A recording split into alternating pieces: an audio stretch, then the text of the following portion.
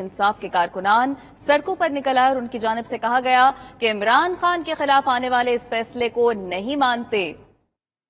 ان سارے پاکستانیوں کا شکریہ ادا کرنا چاہتا ہوں کہ جو آج سڑکوں پہ نکلے، جنہوں نے مظاہرے کیے، پروٹیسٹ کیا، ایک الیکشن کمشنر کے ایک جانبدار فیصلے، ایک سازش کا حصہ بن کے، ایک مافیا کا حصہ بن کے اس نے جو فیصلہ کیا آج، اور جس کی وجہ سے میری قوم سڑکوں پہ نکلی، میں سب کا شکریہ ادا کرنا چاہتا ہوں۔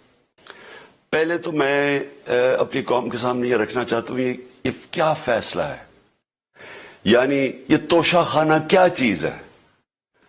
توشہ خانہ وہ ہے کہ جب ملک کا پرائم منسٹر، اس کے وزیر، اس کے آرمی چیف، ان کو جب پریزنٹس ملتے ہیں، جب وہ اقتدار میں ہوتے ہیں، تو جب ان کو تحفے ملتے ہیں، تو یہ جو سارے تحفے ہیں یہ جاتے ہیں توشہ خانہ کے اندر۔ ایک پورا ریکارڈ ادھر قائم کیا جاتا ہے۔ اس توشہ خانہ سے ایک قانون کے تحت آپ فیصلہ کر سکتے ہیں کہ میں ایک آدھی قیمت، ہمارے دور میں آدھی قیمت ہم دے کے ہم وہ خرید سکتے ہیں وہاں سے۔ سارا ریکارڈ اس کا ہے پڑا ہوا توشہ خانہ میں۔ تو یہ جو کیس اس نے کیا ہے، یہ جو کیس کے اوپر فیصلہ دیا ہے، میں آپ ساری قوم کے سامنے اب یہ کہنا چاہتا ہوں کہ جب بھی، اور انشاءاللہ ہم اب جا رہے ہیں عدالت میں آج سب کے سامنے کہنا چاہتا ہوں کہ یہ عدالت کے اندر کیس جائے گا اور اس میں ایک چیز غیر قانونی نہیں نکلے گی، کیونکہ سارا ریکارڈ اویلیبل ہے۔ اور جنہوں نے قانون توڑا ہے، توشہ خانہ کا قانون کس نے توڑا ہے؟ آصف زرداری نے اور نواز شریف نے۔ کیسے توڑا ہے؟ انہوں نے 4 مہنگی گاڑیاں اس توشہ خانہ سے نکالی ہیں۔ قانون یہ کہتا ہے کہ آپ گاڑیاں نہیں نکال سکتے، مجھے بھی ملی تھی۔ تو ان کے کیس تو سنے نہیں، ان کے 10 سال سے کیس پڑے ہوئے ہیں جو انہوں نے یہ گاڑیاں غیر قانونی طور پہ نکالی تھی۔ اور وہ جو کہ سارے میرے وکیل نے آج قوم کے سامنے بتایا کہ سارا ریکارڈ اویلیبل ہے، اس کے اوپر اس نے یہ فیصلہ کیا۔ تو پہلے تو ہم جائیں گے انشاءاللہ عدالت میں، لیکن میں اس الیکشن کمشنر کے اوپر اپنی قوم کے سامنے اس کا ذرا اصلیت رکھنا چاہتا ہوں۔ یہ وہ آدمی ہے جو پچھلے 2.5 سال سے ہمارے خلاف فیصلے دے رہا ہے۔ 8 یا 9 دفعہ اس نے ہمارے خلاف فیصلہ دیا، ہم عدالت میں گئے اور عدالت نے اس کے فیصلے اوور ٹرن کر کے ہمارے حق میں فیصلے دیے، کیونکہ اس کے جو فیصلے تھے وہ غیر جانبدار نہیں تھے۔ ہم ای وی ایم مشینز کے اوپر کوشش کرتے رہے کہ اس ملک میں صاف اور شفاف الیکشن ہو، 2 سال کوشش کرتے رہے۔ اس الیکشن کمیشن نے پیپلز پارٹی اور نون لیگ کے ساتھ مل کے وہ نہیں ہونے دیا۔ ہم نے عدالت میں گئے کہ جو سینٹ کے اندر پیسہ چلتا ہے، سینٹ کے الیکشنز کے اندر، کہ وہ ووٹ ویریفائبل ہونی چاہیے، یعنی لوگوں کو پتا ہونا چاہیے کہ آپ کے ایم پی کدھر ووٹ ڈال رہے ہیں۔ ہم سپریم کورٹ میں گئے، سپریم کورٹ میں اجازت دے دی کہ ووٹ ویریفائبل ہونی چاہیے، اس نے روک دی۔ اس کے بعد یوسف رضا گیلانی کا بیٹا پیسے دیتے ہوئے پکڑا گیا ووٹ خریدتے ہوئے، اس نے کوئی ایکشن نہیں لیا۔ یہ اس نے جب ہمارا یہ ابھی جو آڈیو لیکس ہوئی ہے، اس کے اندر کیا چیز آئی ہے سامنے؟ آڈیو لیکس میں یہ سامنے آئی کہ نون لیگ کے ساتھ بیٹھ کے یہ فیصلے کر رہا تھا کہ کون سے حلقے ہمارے کمزور ہیں اور کدھر پی ڈی ایم کی ووٹ جو تھی ہمارے حلقوں سے دگنی تھی۔ اس نے ان کے ساتھ بیٹھ کے فیصلے کیے۔ یہ جو ابھی حال ہی میں الیکشن ہوئے ہیں، اسی الیکشن کمیشن ہے، اس نے پہلے بھی جب پنجاب کے بائی الیکشن ہوئے تب بھی پوری الیکشن کمیشن کی مشینری نے ان کی مدد کی، اور اس کے گورنمنٹ بھی پنجاب میں انہی کی تھی، گورنمنٹ کی مشینری نے بھی پوری مدد کی۔ اس کے باوجود دونوں دفعہ یہ الیکشن ہار گئے، اور الیکشن اس لیے ہارے کہ پاکستان کی قوم ان کو ریجیکٹ کر بیٹھی ہے، اور اللہ کا شکر ادا کرتا ہمارے ساتھ کھڑی ہے۔ جب ہماری گورنمنٹ گئی تب سے یہ مافیا کوشش کر رہا ہے کہ تحریک انصاف کو ختم کرنے کی۔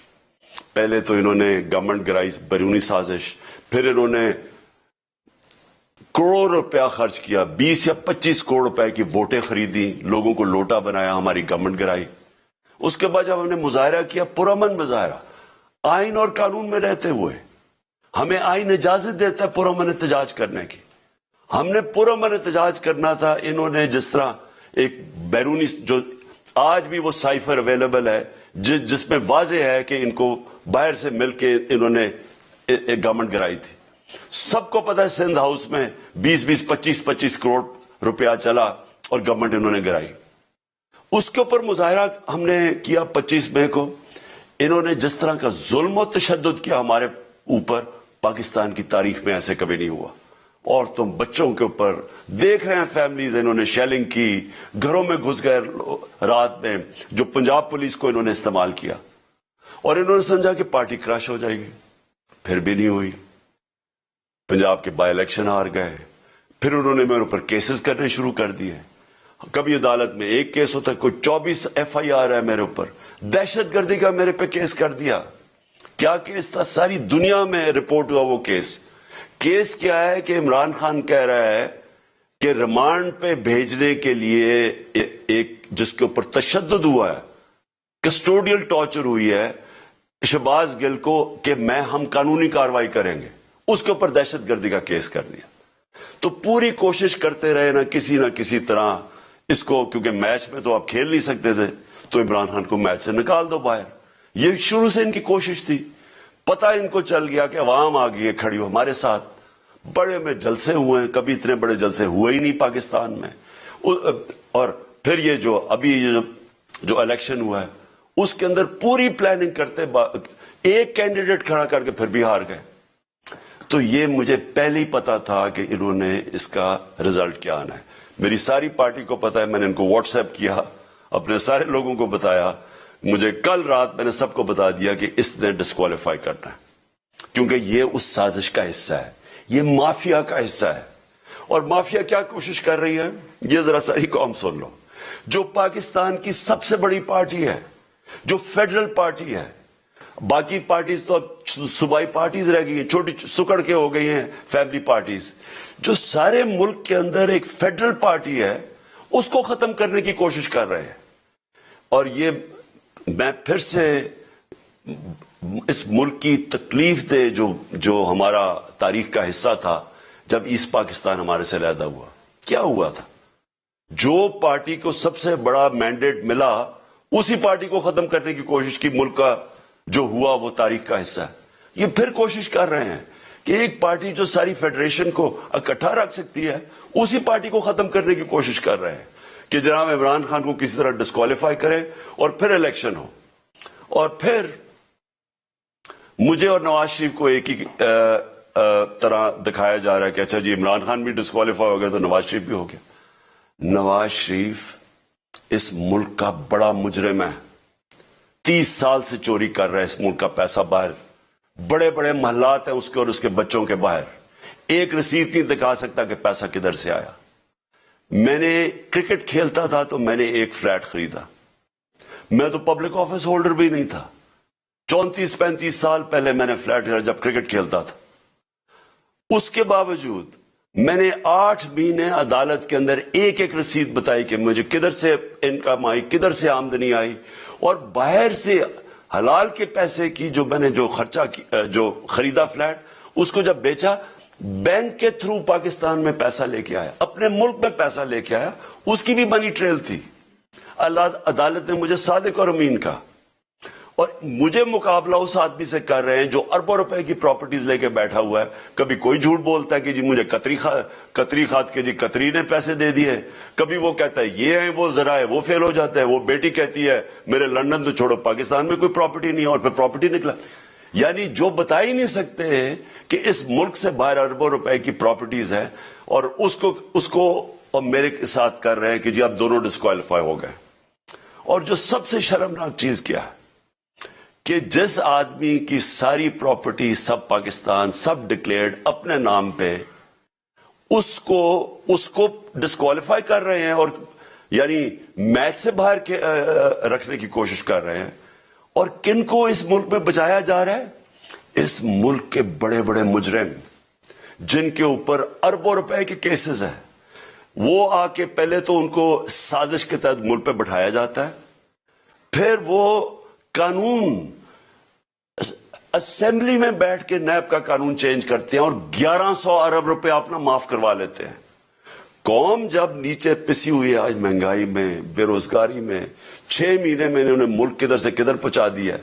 آج دنیا کہہ رہی ہے کہ پاکستان قرضے نہیں اپنے واپس کر سکتا، ہمارے بانڈز کریش کر گئے ہیں، ہماری انڈسٹری نیچے جا رہی ہے، ہمارا فورن جو پاکستان میں ڈالرز آنے تھے ایکسپورٹس بھی نیچے جا رہی ہیں، ریمیٹنس بھی نیچے جا رہی ہے، ملک کی دولت کم ہو رہی ہے، گروتھ ریٹ نیچے چلی گئی ہے، کسان علیحدہ سڑکوں پہ نکلے ہوئے ہیں، ٹیکسٹائل انڈسٹری وہ 20% بند ہو گئی ہے. 6 مہینے میں وہ پاکستان کو یہاں لے کے آئے ہیں اور اپنے صرف پیسے بچا رہے ہیں، صرف آ کے اپنی چوری بچا رہے ہیں.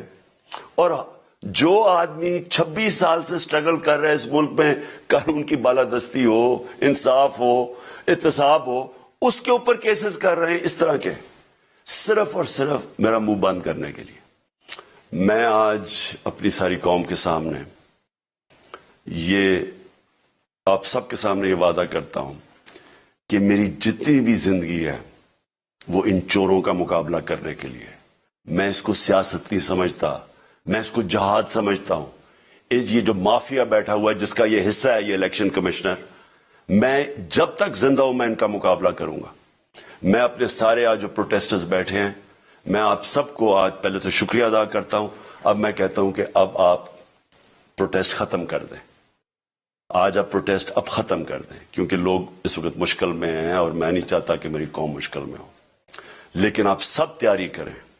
میں نے کہا تھا مہینے کے اینڈ میں لانگ مارچ کروں گا اور میں پوری طرح انشاءاللہ اس ملک کی تاریخ کی یہ سب سے بڑا پروٹیسٹ ہوگا. اور یہ صرف لانگ مارچ پہ ختم نہیں ہوگا، یہ میری حقیقی آزادی کی تحریک چلتی رہے گی جب تک اس ملک کے اندر قانون کی بالادستی قائم نہیں ہوگی. اس طرح کے چور، اس طرح کے ڈاکو، اس طرح کے مافیا، اس طرح کا یہ کرپٹ الیکشن کمشنر جب تک یہ بیٹھے ہیں میری یہ تحریک چلے گی. اور میں اپنی ساری قوم کو آج کہہ رہا ہوں کہ یہ ملک ایک فیصلہ کن موڑ پہ ہے. اگر ہم جو اللہ کا حکم ہے کہ ظلم اور ناانصافی کے سامنے کھڑے ہو، جہاد کرو، اللہ کا حکم ہے امر بالمعروف، اچھائی کے ساتھ کھڑے ہو اور اس طرح کے چوروں کے خلاف کھڑے ہو، جب تک ہم قوم اس فیصلہ کن وقت پہ اب جدوجہد کرنے کے لیے تیاری نہیں کریں گے، ہم ان چوروں سے اپنی جان نہیں چھڑا سکیں گے. جہاد اللہ نے ہمارے پہ فرض اس لیے کیا ہے کہ جب ہم ظلم کا مقابلہ کرتے ہیں اپنی بہتری کرتے ہیں، ظلم کم ہو جاتا ہے. جب ہم اس طرح کی ناانصافی اور ظلم کے سامنے سر جھکاتے ہیں ہماری معاشرہ تباہ ہو جاتا ہے. جب معاشرہ اچھے اور برے کی تمیز ختم کرتا ہے، یہ چور جا کے ملک کا فیصلہ کرتے ہیں، وہ معاشرہ کو تباہ کر دیتے ہیں. ہم آج اس فیصلہ کن وقت پہ کھڑے ہیں. میں آپ کو کال دوں گا، پھر سے میں آپ کو کہوں، اور انشاءاللہ اس ملک کی تاریخ کی یہ سب سے بڑا مظاہرہ ہوگا، یہ سب سے بڑی پروٹیسٹ موومنٹ ہوگی اور یہ رکے گی نہیں. اب یہ جب تک ہم